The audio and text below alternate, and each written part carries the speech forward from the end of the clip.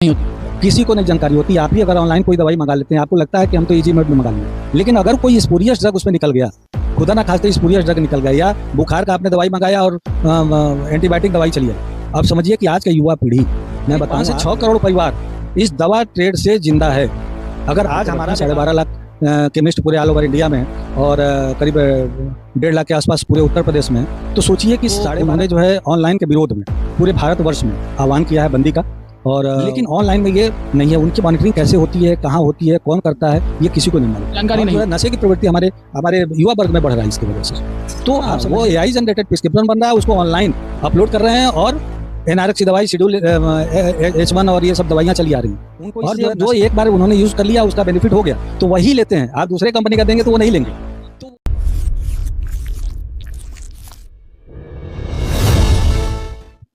आने वाली 20 मई को दवा विक्रेता समिति वाराणसी और साथ साथ पूरे देश भर में दवा विक्रेताओं ने एक बड़े भारत बंद का ऐलान किया है।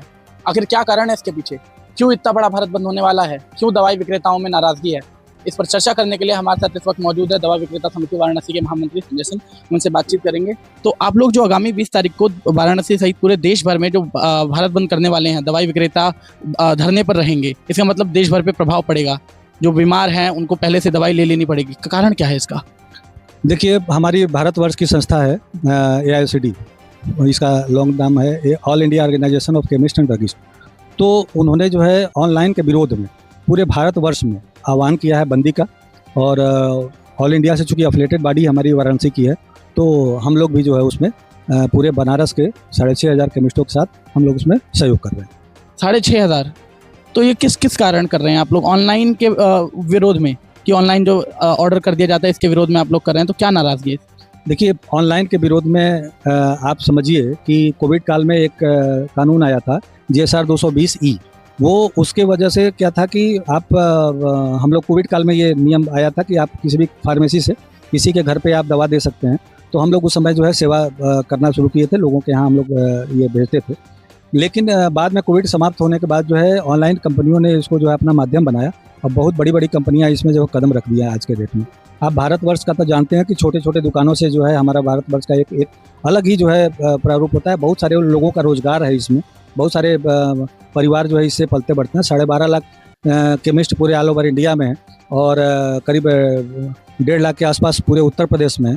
तो सोचिए कि 12.5-15 लाख अगर केमिस्टों का जो है आप देख लें, और एक परिवार का जो है अगर 10 लोग जो है एक परिवार में, नहीं एक परिवार, मैं केमिस्टों का परिवार बता रहा हूँ आपको, ये करीब 5 से 6 करोड़ परिवार इस दवा ट्रेड से जिंदा है।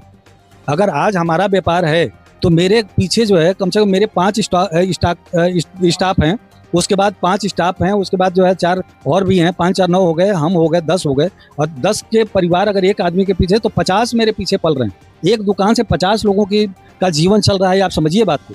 तो 15 लाख का गुड़े 50 आप कर लीजिए, सोचिए कितना फैमिली जो है इस दवा रोजगार से जो है डिपेंड है। और इसको जो है अगर बड़ी कंपनियां इसमें आ जाएंगी और मेरा व्यापार खत्म होगा, सोचिए कि इतने लोग कहाँ जाएंगे। पारिवारिक प्रभाव पड़ेगा इस पे, आर्थिक प्रभाव पड़ेगा आप लोगों पे। इसके अलावा सिक्योरिटी रीजंस भी कुछ? सिक्योरिटी रीजन्स में ये हैं कि जैसे ऑनलाइन कंपनियां अभी मान लीजिए मैं आपको, मेरी दुकान है, यहाँ से अगर कोई भी मैं दवा देता हूँ, चूँकि कंपनी से माल मंगाता हूँ और मैं बेचता हूँ, बिल वाउचर से खरीदता हूँ, बिल वाउचर से बेचता हूँ। अगर कोई स्पूरियस ड्रग मेरे यहाँ निकलता है, तो यहाँ चूँकि बनारस ज़िले का ड्रग इंस्पेक्टर भी होते हैं, यहाँ के जो है उनके ऊपर जो है DLA भी होते हैं, जो महीना 2 महीना में आते हैं, प्रॉपर मॉनिटरिंग करते हैं, मेरी जांच करते हैं, मेरे रख रखाव का, मेरे सिस्टम का पूरा जांच करके जाते हैं कि हाँ हमारे यहाँ सब सही पाया गया। लेकिन ऑनलाइन में ये नहीं है, उनकी मॉनिटरिंग कैसे होती है, कहाँ होती है, कौन करता है, ये किसी को नहीं मालूम, जानकारी नहीं होती। किसी को नहीं जानकारी होती। आप ही अगर ऑनलाइन कोई दवाई मंगा लेते हैं, आपको लगता है कि हम तो इजी मेड में मंगा लिए, लेकिन अगर कोई स्पूरियस ड्रग उसमें निकल गया, खुदा ना खास्ते स्पूरियस ड्रग निकल गया, या बुखार का आपने दवाई मंगाया और एंटीबायोटिक दवाई चली आई। आप समझिए कि आज का युवा पीढ़ी, मैं बताऊं, आप AI जनरेटेड प्रिस्क्रिप्शन जो हमारी ऑल इंडिया ने जो है कुछ दिन बाद जो है देखिएगा, उसका भी पूरा PDF बन रहा है, वो भी आ जाएगा, मैं आपको दे दूंगा। AI जनरेटेड प्रिस्क्रिप्शन बन जा रहे हैं, डॉक्टर का प्रिस्क्रिप्शन बन जा रहा है, एक प्रिस्क्रिप्शन। हाँ, वो AI जनरेटेड प्रिस्क्रिप्शन बन रहा है, उसको ऑनलाइन अपलोड कर रहे हैं और NRX की दवाई शेड्यूल H1 और ये सब दवाइयाँ चली आ रही हैं। और जो है नशे की प्रवृत्ति हमारे युवा वर्ग में बढ़ रहा है इसकी वजह से। तो आप समझिए कि हमारे यहाँ क्या है कि हमारा फार्मेसी में किसी भी व्यक्ति को डॉक्टर का प्रिस्क्रिप्शन हम लोग देख लेते हैं, क्योंकि लोकल हैं, मुझे पता है कि ये प्रिस्क्रिप्शन ये कौन सा डॉक्टर लिखा हुआ है, उस डॉक्टर को मैं जानता हूँ, उस डॉक्टर को पहचानता हूँ। अगर फेक रहेगा तो हम पहचान लेंगे कि ये फेक है, मुझे जो है इसको NRX की कोई दवाई नहीं देनी है, क्योंकि मुझे पता है। हम ये भी जानते हैं कि फलाने का लड़का है, ये जो है लेने आया है नींद की दवा, इसका मतलब ये गलत अपने लिए इस्तेमाल करेगा। या हम पूछते हैं कि किसको जो है तुम खिलाओगे, इतना हम बात करते हैं उससे। ऑनलाइन में बात नहीं होती, आपने जनरेट किया, वो आया, लिफाफा थमाया और वो चला गया, और लड़के जो है यूज कर रहे हैं ना। एक और चीज़ देखने को मिलती है, हमारे देश में मेडिकल नॉलेज बहुत कम ही लोगों को है, देश भर में जो भी हैं। तो कई बार जो मध्यम वर्गीय परिवार या निचले वर्गीय परिवार से कोई आता है तो वो दवा लिखित लेकर जाता है, तो वो पूछता है डॉक्टर से मुझे किस प्रकार खानी चाहिए, किस समय खानी चाहिए, जबकि ऑनलाइन में व्यवस्था नहीं देखने को मिलती है। वो अपनी जानकारी के अनुसार ऑर्डर करते हैं और अपनी जानकारी के अनुसार खा लेते हैं, तो इससे भी फर्क पड़ता है। बहुत अच्छा क्वेश्चन किया आपने। जैसे किसी डॉक्टर ने लिखा, आज के डेट में सही बता रहे हैं कि अशिक्षा का बहुत प्रभाव हमारे भारतवर्ष में थोड़ा सा इसका है कि वो हमारे फार्मेसी में आते हैं तो वो दिखाते हैं ये वाला दवाई जो है दीजिएगा, उनको इससे जो एक बार उन्होंने यूज़ कर लिया उसका बेनिफिट हो गया तो वही लेते हैं। आप दूसरे कंपनी का देंगे तो वो नहीं लेंगे, तो वो वही लेते हैं। तो हमें जो है उनको समझाना पड़ता है कि चाचा इसको जो है आपने पिछली बार खाया था, इसका जो है डोज पूरा हो गया है, अब आपको नहीं खाना है इसको, अब इससे ज़्यादा खाएंगे तो इसका साइड इफेक्ट होगा।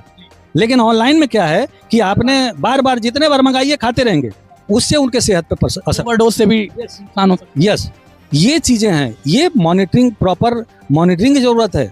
इसमें जो है फेक तो है ही, लेकिन इसमें बार बार जो है लोग दवाई मंगाएंगे और खाएंगे, स्वतंत्रता है, चाहे जितना मंगा लीजिए।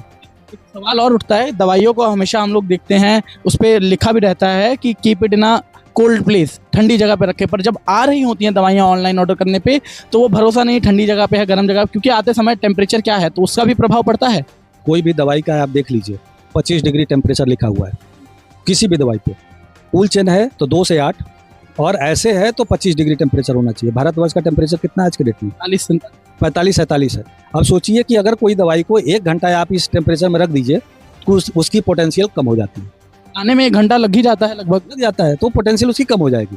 हमारे यहाँ सिस्टम है, कंपनी के वेयर हाउस से निकलता है, CFA में आता है।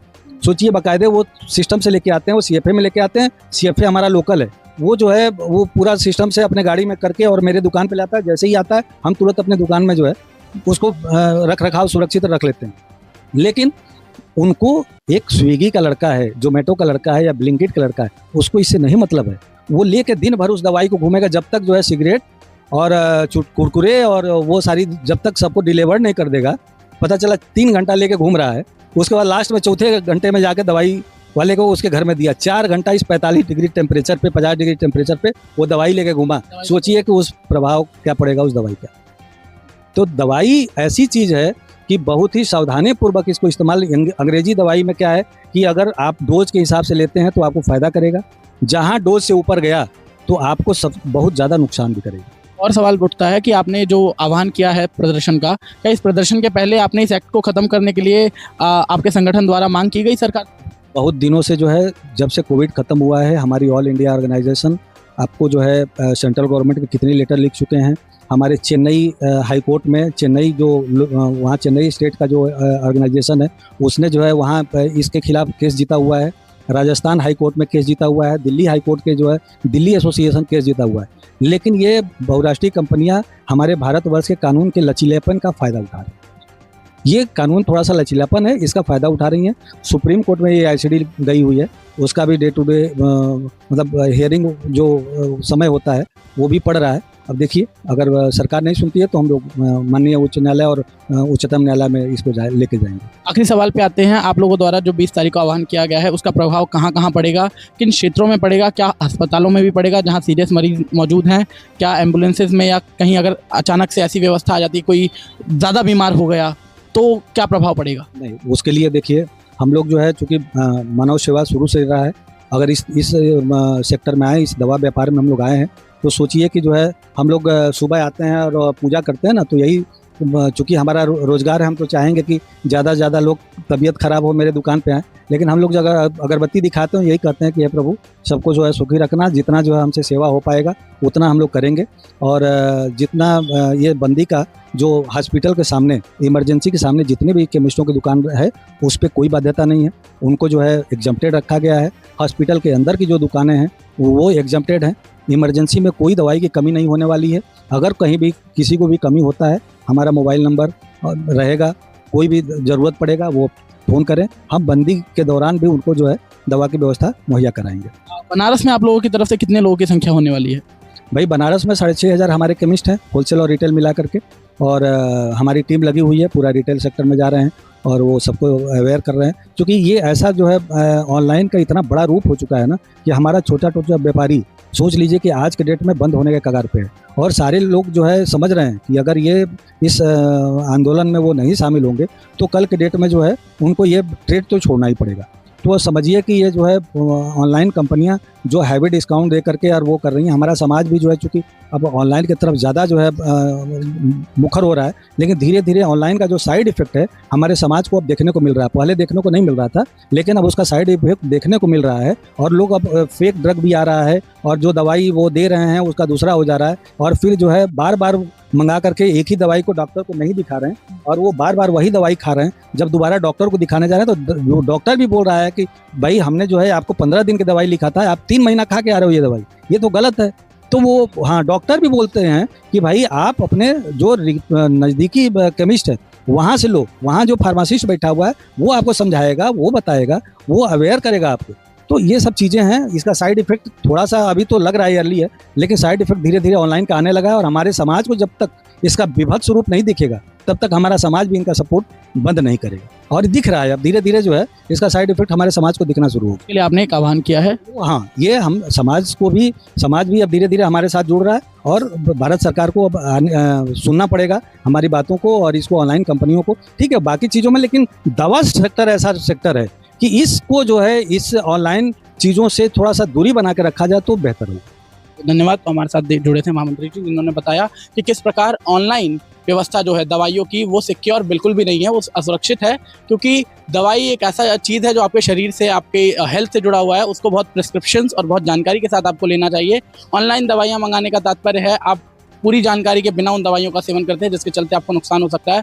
और उसके खिलाफ इनके द्वारा 20 तारीख को एक बड़े आह्वान किया गया प्रदर्शन का। उस प्रदर्शन में पूरे देश भर से जो भी केमिस्ट हैं वो लोग जुड़ेंगे।